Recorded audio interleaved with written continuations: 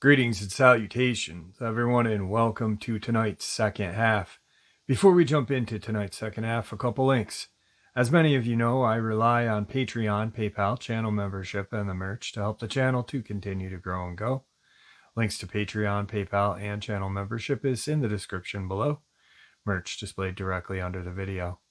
Also, Dogman Frightening Encounters, Volume 1 through 3, the audiobook versions. They were written and researched by Tom Lyons, narrated and produced by me, Jeff Nadolny. Those audiobooks are available on Audible, Amazon, and iTunes, links to which are also in the description as well. And finally, last but definitely not least, if you'd really like to help support the channel to continue to grow and go, simply subscribe. It doesn't cost a cent. Click that like button, takes half a second. If you don't want to miss out on any of the informative uploads I put out daily, click that bell icon, and folks, please leave a comment. Why? Well, because all these things really do help the channel to continue to grow and go. And yes, folks, they definitely do matter. Now, everyone, I have taken far too much of your time. Let's jump in to tonight's second half, shall we? Today's one and only experience. Just so they have an idea of my background, knowledge, and experience, I grew up all over the rural southern United States, from the Appalachian Mountains to the swamps, backwoods, and bayous of the Deep South, where I spent most of my free time deep in the woods up until my early 20s. I spent a lot of my time hiking, camping, hunting, and fishing, and I've always felt at home and at peace, miles from nowhere. The more remote, the better. I'm well educated. I have a degree in the field of science, and I've seen a variety of wildlife like coyote, wolves, panther, and bear in the wild. When I was about 17 years old, my family moved to the Florida Panhandle. The woods in that area and around my house went on for many, many miles and are only interrupted by the occasional creek, river, country road, and farm. There really are miles of woods to see and very little traffic out there. I was told by the locals that the area around my home had a special significance to the Native Americans, and on a few occasions people alluded to things being odd in the area, but no one ever told me anything specific. If anything, the few who seemed to know anything got weird and quiet if I pressed them about why they made remarks about the woods, so I dismissed it and lived my outdoor life as normally as I would. On one occasion, some of my friends came over to our property and decided to go camping. We went down to one of the creek bottoms a mile behind my home. We hung out for a while, but after remembering all of the water moccasins that hung out down there, I decided against camping out there out of concern that I may get bitten by a snake in the dark.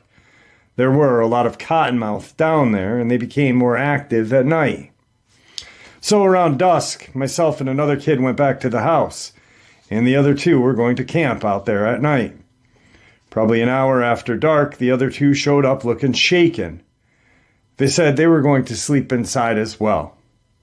They seemed spooked, but when asked what happened and what was wrong, they got weird and clammed up. The next day, we went back to the creek bottom, goofed around, and did some teenage stuff. One of my friends had brought his rifle, which he seemed eager to try it out. It was one of those old Chinese SKSs. We were messing around the campsite they had abandoned the night before when one of them commented about seeing something that looked like an invisible thing from the movie The Predator. I thought they were being silly, but they were insistent. So we looked around and saw nothing. A little while later, the friend with the rifle shot up into the trees, which was immediately followed by a huge splash in the creek. When I looked at the creek, I saw large waves from the impact, like something had been thrown really large with a lot of force. For a fraction of a second, I thought I saw something brown and blurry in the creek, but before my eyes could even focus on it, nothing was there to be seen. Yet, there were waves still moving. It was weird. I was surprised. I didn't know that he intended to shoot at anything and had been looking the other way. My other friends didn't seem to know what had just happened either.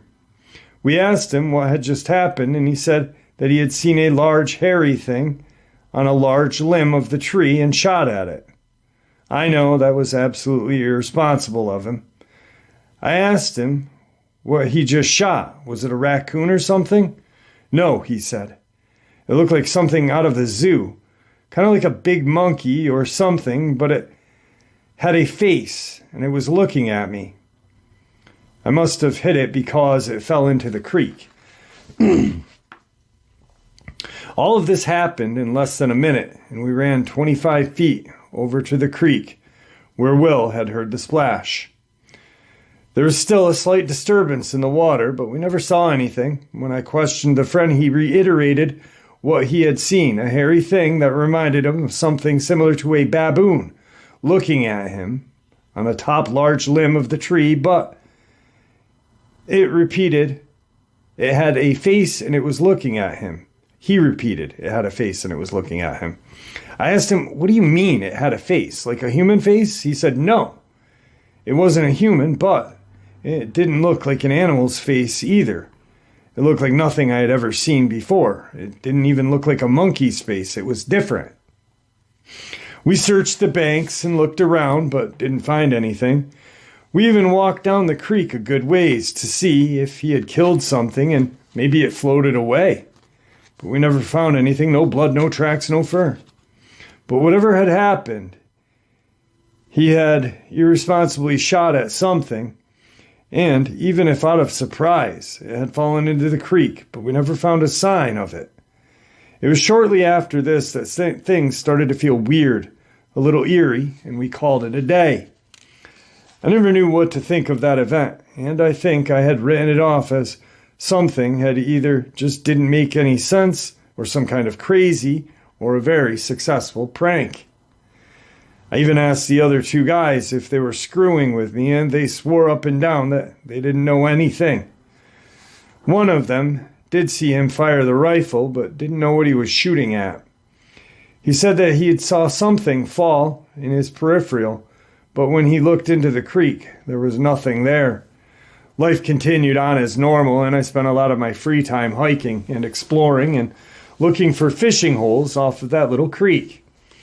At some point in time after this, I started having weird experiences in the woods periodically. Sometimes, usually late in the day or at dusk, I would get this feeling like I was being watched. The feeling wasn't there most of the time. It would just happen on occasion. I started noticing that sometimes in the evening I would hear strange animal noises from the surrounding woods. A few times it sounded like blood-curdling screams. Once it sounded like the roar, and a few times it sounded like some type of odd bird-like cry, similar to that of a peacock. Being familiar with animals, I always tried to deduce what animal had made this various noise. I concluded that the screams must have been a panther, that the roar was a bear, but peacock noises made no sense.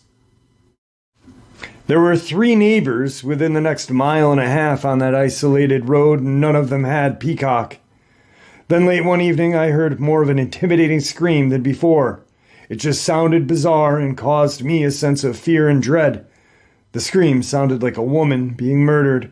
I don't know how else to describe it. It was high-pitched, shrilly and loud, but it seemed too loud and lasted far too long to be a human. I figured it must have been a panther, but it didn't feel right and sent chills down my spine. It was during this last bit of twilight before total darkness, and I heard my ass back home. Sometime after, the occasional sense of being watched and followed began to feel stronger and more malevolent. On a couple of occasions after, when I was out in the woods, I felt that I was not just being watched, but I was being hunted, and that my life was in danger. I never saw or heard anything. The woods were always silent when this happened, and I always quickly made my way home, but made a point to walk, as I felt running may trigger a predator like a panther to chase me, if that's exactly what it was. Whatever it was, it felt like I was in imminent danger of death. It was a consuming feeling like nothing I had ever felt. One day during this time, my little brother and his friends came running excitedly to me and told me that two of them had seen a bear. Being that this area had been heavily hunted for many years, there are not supposed to be any bear anywhere near this part of Florida. I asked them what they saw.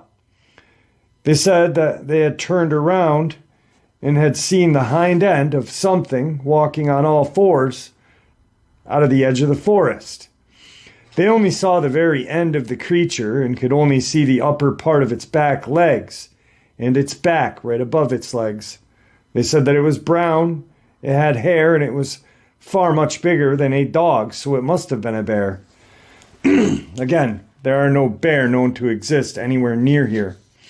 At some point after this, I was out hiking again one day, and I made a point to bring my shotgun loaded with number 4 shot, which is the largest pellet that I had. I began carrying it while hiking as a precaution to whatever was out there. I was still leaning towards the panther. I didn't know what else it could have been that would stalk a human and go undetected. I had noticed that the strange feelings and various strange sounds seem to happen around dusk or at night, so I started making a point to get back home well before dark. This time I had stayed out a little too late. Dusk was beginning as I'm making my way home when I felt it again. Something was watching me. No, it felt like it was definitely after me. The level of fear and the senses that this thing triggered were completely different than anything I had ever felt. I knew I was being stalked, but I couldn't see or hear anything as I made my way home. Whatever the thing was, it seemed to move with me as I walked hundreds of yards, but the feeling had only grown stronger. I felt like my life was in peril, like something was about to lunge out and kill me. Every hair on my body seemed to stand on end. I felt certain that whatever it was, a shotgun was not going to stop it. Despite the terror I was feeling, I forced myself to stop and scan the woods, looking at both the ground and trees, thinking that I may see the panther nearby readying itself to pounce. There was nothing that I could see or hear. Everything was deathly quiet. It was at about this time that I first remembered my inner voice saying, "Don't go, go, don't stop," My inner voice saying something like, "Don't stop, go, quick, don't run." I started praying as I was walking toward my home. In every fiber of my being, I felt this sense of malice and intent. Whatever this was, it wanted to kill me. I felt sheer terror, dread, in a way I'd never felt in my 17 years of life. Remember, I grew up in very rural areas full of remote, isolated spots. Those places were where I felt the most peace. Animals didn't scare me, but whatever this was, it did. That feeling was terrifying and consuming. It was all that I could do to walk home, clutching my useless shotgun, praying to God to protect me. And he did. Usually, when I got within 200 to 300 yards from the house, the feeling would subside. This time, the feeling followed me right up to about 50 yards from the house. I continued praying, and as I reached it, the feeling eased off, but I felt like whatever this was nearby and watching. From that day on, I started occasionally feeling this malevolent presence emanating from the nearby woods. Sometimes it didn't feel safe in my own yard at night. I remember one time when I walked into the backyard and heard the scream again. It sounded like a woman screaming in terror, only extremely loud, and it lasted too long to be a human. And then it transitioned to something like a baby crying, but the crying changed and became distorted and twisted, and it just felt and sounded like something that was wicked, and it was trying to frighten me. From that point on, I avoided the woods, especially while alone or in the evening. I turned to partying, trying to push the events from my mind. A year or two had passed without incident, and I had gotten too relaxed. Sometimes I'd get the occasional itch to go for a stroll at night. The moon was mostly full. The sky was clear with lots of stars. It was a bright, beautiful early autumn evening. I still had enough apprehension to stay out of the fields and woods, especially alone at night, so I decided to go for a walk down a rural country road. It was probably midnight. I had walked several hundred yards down the paved road, cut across the corner of someone's cow pasture to get to the dirt road. I'd gone through an electric fence and had made my way about 50 yards through a pasture when I heard something moving in an adjacent cornfield in the opposite side of the dirt road from that pasture. I stopped and listened and heard the sound of something big moving quickly through the corn rows. At first, I thought it may be a deer until I realized the steps and movements sounded bipedal and large. Several times it moved and then paused, then moved through the corn quickly again. After hearing that movement several times, suddenly the sound of movement was followed by the sound of a rabbit squealing. I instinctively crouched, peering into the darkness. Up until this moment, I had only been curious as to what kind of animal I had gotten close to. I had no way of fathoming what it was about to step out.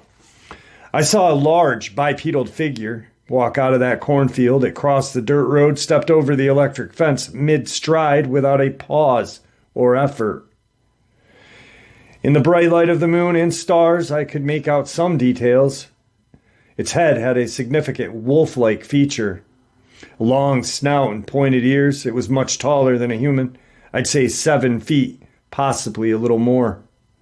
And it walked, leaning forward with its shoulders hunched forward, like it was slightly crouching.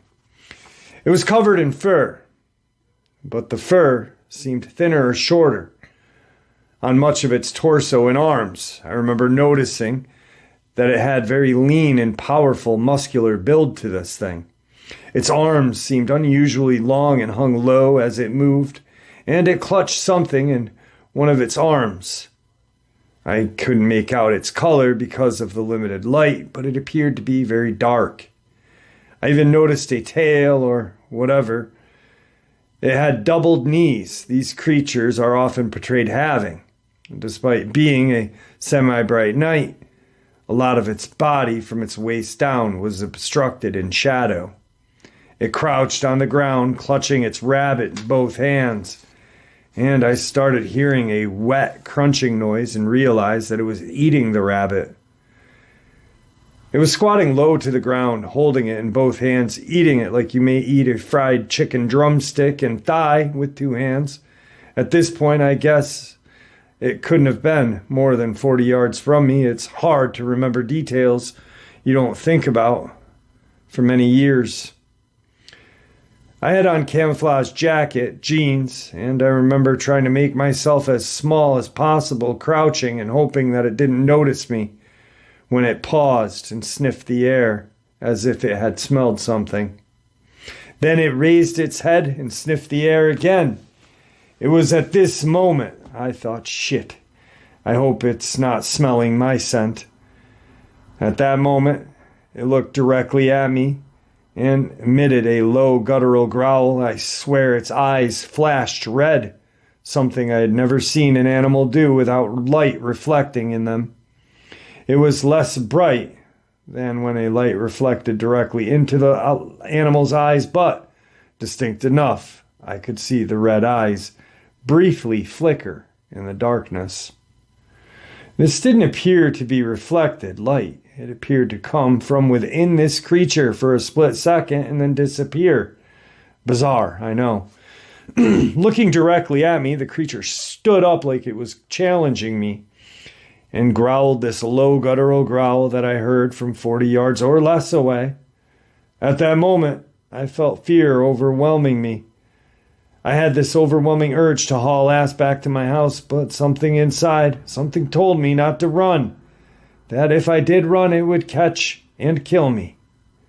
When I previously told you about all of this, I said I felt hunted, and I felt the sense of an unnatural terror, like my life was about to be forfeited, and very suddenly and violent.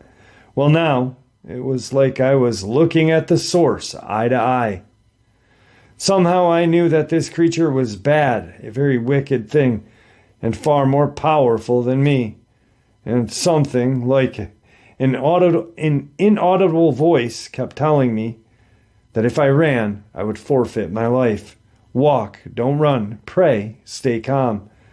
These thoughts kept going through my head, but they were not coming from my conscious mind. I slowly backed out of the field, never turning my back to this creature until briefly when I had to cross the electric fence. Even then, I tried not to turn my back completely to it and keep one eye on it. At this point, it had moved deeper into the shadows of the pasture and was moving parallel to my direction. I would occasionally hear it move through the field, still staying parallel to me as I began to walk down the paved road toward my house. As I moved down the blacktop, I came to a section of woods with no homes or lights nearby. I had to walk through at least a few hundred yards of wooded road to get back to my house, and there was only one house on that way. No lights anywhere, nothing but woods. The thing tracked alongside of me the whole way, moving through those woods in darkness with absolute ease. Occasionally I would hear a branch crack or a swish of vegetation, and a few times it stopped to growl that low guttural growl at me. It's odd how I could hear its growl. I don't think I would have heard a dog growling at that distance. The entire time I felt this overwhelming sense of dread, fear, and inescapable death. I continued to listen to this internal voice and prayed hard the whole way. I kept telling myself to walk, not run, and to pray. I prayed. Oh, did I pray? I don't know if it was the voice of my intuition, but I somehow knew with absolute certainty that if I did run, this thing would kill me. There was something symbolic about the act of fleeing from this evil, and I knew if I did, everything I knew was over. As I walked through the dark wooded stretch of road, I remembered wondering if any of my remains would be found, and if so, would they be able to claim it? I kept feeling like I was going to be killed at any moment. Time seemed to drag on. It seemed to take forever until I got close to my house. I finally reached my driveway and even walked backwards up the hill to my house because I did not want to turn my back to this thing. Sure enough, it was across the road from my home, growling from the edge of the tree line and brush. I finally bolted when I got 10 yards from the door. I ran through the house, locking the doors and grabbing my old shotgun, even though I felt certain that the small game loads I had in it wouldn't do a thing but upset this creature even more. I was too afraid to look out the windows as I knew it was outside and feared seeing it looking back at me through my windows. That feeling this thing gave off was not just a dangerous one. It was an evil feeling, a feeling like a wicked, unnatural thing. I sat in my room and prayed, if memory serves, until dawn broke. A few weeks or months later, sorry I can't remember the specifics, my little sister came downstairs sometime around or after 1 a.m, white as a ghost and panic-stricken.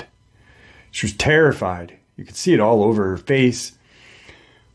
When I asked my family what was wrong, they told me she had seen a bear crouching outside of her window. She had woken up with a terrible feeling and knew something was watching her sleep. And when she looked out her window next to her bed, she saw a bear with large red eyes staring at her.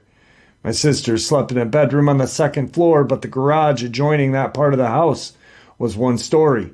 Something had climbed on that roof of the garage and had been intently watching her through her window. I asked her point blank if she was sure it was a bear. I could tell she was terrified and didn't want to acknowledge something. She responded with, "It was covered in hair, had big red eyes, and was staring at me while I was sleeping through my window. I was asleep when I woke up with a feeling of terror. I knew something was watching me, and it felt bad." I'm paraphrasing, as this was many years ago, of course. I was generally afraid to go outside and even back in the woods around my house after that. But when I did summon up some courage, I would periodically have to abruptly stop hikes in the woods near the house. Everything would be fine, and then I would suddenly become overwhelmed with this ominous feeling that I was living on borrowed time. That creature was stalking me, and it was going to kill me. I almost always left immediately, feeling like the shotgun in my hands that I was carrying was useless. On multiple occasions, when this had happened, I felt the inner voice again, telling me to leave now, walk, don't run, and pray. On a couple of occasions that I lingered momentarily scanning the woods for this creature, and I never saw anything, but it felt like it was growing closer and danger grew more imminent, so I always left. It was around this time that I found someone's white domestic rabbit hanging from a tree branch in the woods, disemboweled, with its eyes plucked out. It was hanging from a branch, maybe 5 feet off the ground. It struck me that it was like it was meant to be seen or found, as if it was placed highly visible location right behind someone's property line, eye level, at the edge of the field, beside the woods where this thing seemed to frequent. It just seemed significant. It was about that time that I learned the Native Americans lived on a nearby adjacent property who were reputed to use blood magic. That was evil and bad stuff. It is evil and bad. I was told by another Native American who told me to stay away from them. I am part Native as well. We lived near a reservation, and multiple natives had told me about someone who they knew was a shapeshifter. Someone who had reportedly demonstrated their ability to shift into animals, and they had ties to this family. A few times someone told me something like that. They always acted like it was a taboo thing and they shouldn't be speaking about it. I don't know if that's relevant, but it feels like it all may be connected. A couple of years later, a friend of mine came to pick me up and take me to the nearby city. We pulled out of my driveway after midnight, and right down the road from my house we saw a pair of huge wolves standing a few feet from the road, calmly watching us. Even staring at the car from a few feet away as we passed, their presence and behavior seemed and felt very unnatural, and my friend who had grown up here freaked out as well. He was pale, sweaty, and started stuttering, telling me, "Those are wolves. Those are huge." The only wolves in Florida are a few red wolves, which almost always look like large coyotes. They have a reddish-brown coloring and are very small for a wolf. These individuals were silvery gray and black, and I guess they could have weighed somewhere between 180 to 200 pounds. One was smaller than the other, and when I looked at them, I instinctively knew they were a pair, male and female.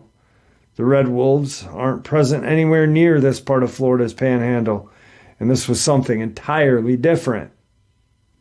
I questioned my uncle, a state biologist and outdoorsman, and he told me there were a few red wolves in Florida. They were nowhere near that size, and there were none around here. Similarly, there were I hate that word. Sorry. There weren't any with red eyes, roof-sitting, window-peering bears in the area, as all of the bears in the area had been hunted out many years ago. I don't know what the true nature of what I experienced was, but it always left me with a sense that it had a very strong supernatural element. Yes, these things had physical forms, but there was something more, something supernatural. My friend knew something, but he was too terrified that all he would tell me is the natives in the area and that part of the woods was special to them, and he always got a terrified look. clam up and change the subject. He used to have a house in that immediate area and said strange things happened there. Something bad around the house and something in those woods. He said that their house mysteriously burnt down one day while no one was home. They had to rebuild it, and it caught fire and burnt down a second time while no one was home. Whatever happened spooked him so much, they ended up buying a new home many miles away, and he was spooked to even think about it. When locals told me of natives who reportedly were shapeshifters, I began researching and learning that many tribes had beliefs in dark magic that would allow them to transform into something much like a skinwalker. These rituals are always dark rituals that involve blood, sacrifice, and some other dark or evil deeds. After that, I just stayed completely out of the woods around my house and didn't walk further than the barn behind the house at night. There will still be several incidents, more loud, piercing screams at night. Once or twice I heard a baby crying out in the woods during the middle of the night, as I thought to myself, that is no baby. Something's trying to lure me out there and mess with me. The sound changed from the very distinct sound of a baby into something wicked and unnatural, almost like an evil, twisted mockery of the sound of a baby crying. I felt that there was literally trying to mess with me, trying to instill terror, and let me know that it was there. One time, I had to talk to my brother and a friend out of going into the woods to look for the baby, and again, as soon as everyone agreed that there could possibly not be a baby crying that loudly in the woods in the middle of the night, the sound changed into something wicked which would curdle your blood. There was also another occasion where we heard puppies crying out from a ditch at the edge of the woods in the middle of the night. Once again, a couple of our friends wanted to rush out there and rescue the puppies, and once again, as I soon pointed out, that it couldn't possibly be puppies out there in the woods at night in BFE. The sound changed, and it was always wicked and terrifying. Almost like some evil thing was trying to recreate the most disturbing sounds it could. Shortly after this, I moved away and rarely visit that home, and all of my encounters of this nature ended when I left. Years later, that house was sold. Well, that was his experiences with what he believes is a Dogman. Once again, we'll go back to yesterday's topic of theories of where these creatures may come from. And demonic / religion, portal may be here for centuries. You know, there's supposed historic documentation of them going hand in hand with humans over the land bridge between Alaska and Russia. And transformation, you know. And I like how he worded that, much like skinwalkers, because obviously skinwalkers is the name for the Navajo. Navajo black witches, dark witches that practice black magic. Shapeshifters, all Native Americans have their own version of the skinwalker, but they're not skinwalkers. You know what I mean? It's a phrase frequently thrown out to, I guess, just encompassing all shape-shifting creatures, which is not true. It's, in my eyes, kind of disrespectful to the Navajo. You know, the Ojibwe have the bear walker, and I've talked about that thesis that I read about that. It was an amazing, it was an amazing 6-hour read, but it was really cool. So maybe that could be another theory or reason, or well, not reason,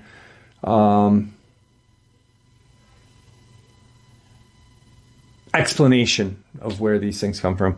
Anyway, there's more to this, but not encounter. This is very interesting, and I like that he attached this.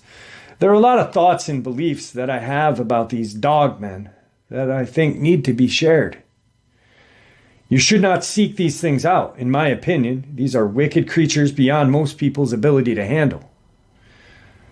Number 2, I believe these creatures would love to kill us, if not eat us, but generally prevents them, or at least makes that difficult.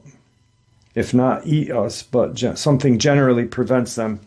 I believe these creatures would love to kill us, if not eat us, but something generally prevents them, or at least makes that difficult.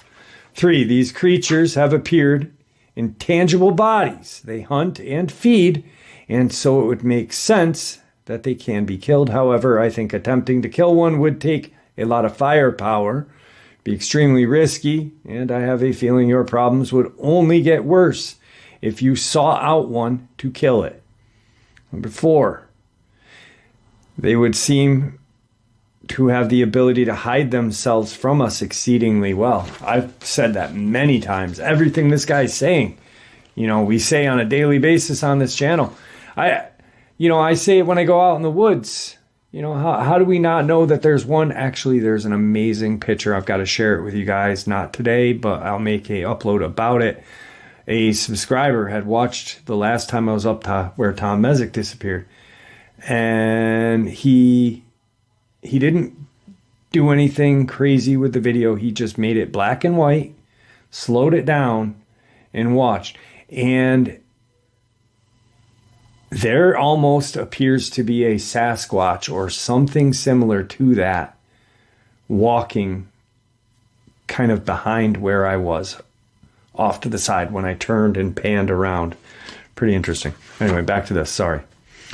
Number 5, along with their ability to go unseen, they also seem to be either so evil that their presence creates a supernatural terror, or B, they have the ability to project terror.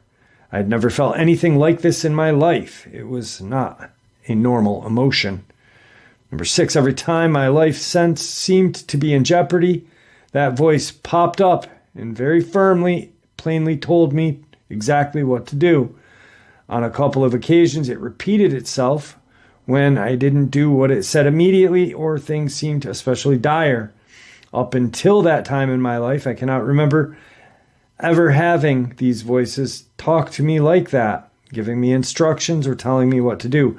Personally, I think it was God or your guardian angel. Just right there, an amazing sentence. Just, wow. Just right there is powerful. If you really think about how powerful that statement is.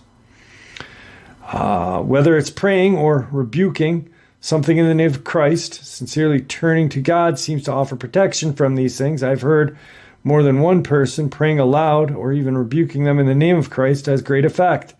I would encourage any Christ-filled Christian who is troubled by Dogman to react as if it was an evil spirit. All right, folks, I hope that you all enjoyed this second half as much as I enjoyed sharing it with you. I'd really like to thank you all for supporting the channel. It is your support, after all, that keeps this channel growing and going, and also what gives people a chance to share their experiences, ideas, and theories, judgment and ridicule free, just simply treated with the respect that we all deserve. Everyone stay safe, happy, healthy, and ever vigilant. Keeping an eye on our children, pets, family, and friends. These creatures are real. They're out there and they're dangerous.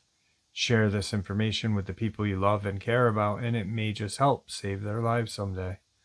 Until next time, never stop asking questions, never stop searching for answers, and God bless.